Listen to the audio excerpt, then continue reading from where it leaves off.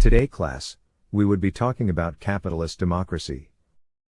Capitalist democracy is the form of government in which the powers of the government flow from the citizens to the governors, and the running of the government is based on the consent of the electorate. Capitalist democracy is a form of government organized in accordance with the principles of popular sovereignty, political equality, popular consultation, and majority rule.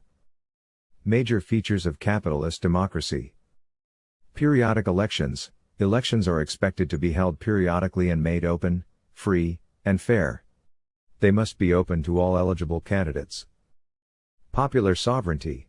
This means that basic governmental decision-making power is vested in all members of the community, and not in any particular person or ruling class.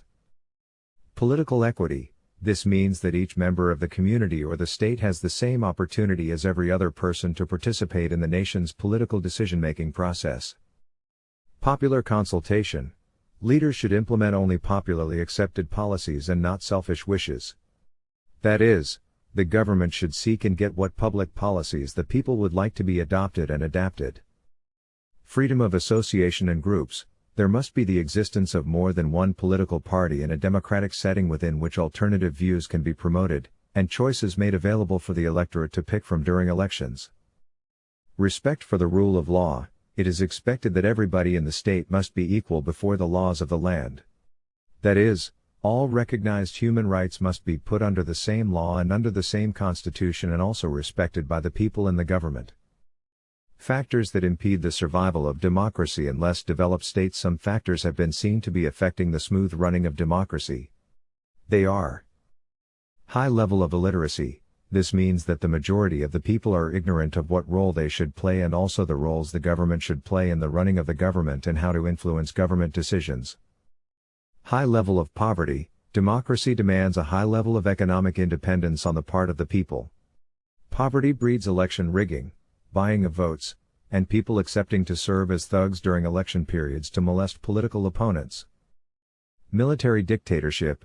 Long military rule and its attendant problems distort democracy. Most times, there are cases of inequitable distribution of wealth, a weak press, lack of judicial independence, and corruption. Use of a one-party system. Effective democracy calls for more than one political party to canvass for votes. A one-party state restricts positive choices, and that is against the principles of democracy. Political parties in capitalist democracy. Political parties are formed to be important instruments for the smooth running of a state. A political party is an association of groups or individuals who have agreed to come together under certain national issues, manifesto, which they offer in competition with other groups, with the terminal aim of winning and controlling the machinery of the state. Methods of political competition. Political campaign. This is one way political parties and a political system sell their manifestos to the electorate. It also gives an opportunity to the people to meet with their future leaders and raise questions on issues not clearly stated. In some cases, campaigns are mounted on radio and television and sometimes by the use of print media. Organizing debates and conferences. Political parties sometimes arranges conferences during which they are able to sell their manifestos, ideologies, and candidates to the people. Provision of material needs of the people. It is common when elections are approaching to see political parties donating food, water, stoves, and other essential needs of the people. This is done to get more people attracted to the party. Assisting the electorate on the day of the election. On the day of elections, it is common to see vehicles donated by political parties to convey voters to the points of elections or polling booths. Provision of party agents. In order to prevent possible rigging of elections, political parties are allowed to nominate their party agents whose duty is to protect the interest of the party. They listen to the announcement of results and watch the counting of votes. Integrating people and groups. As part of the effort to win elections, political parties support and in some cases form different groups which are used to promote their interests. Examples are the market women and students. Thank you for watching.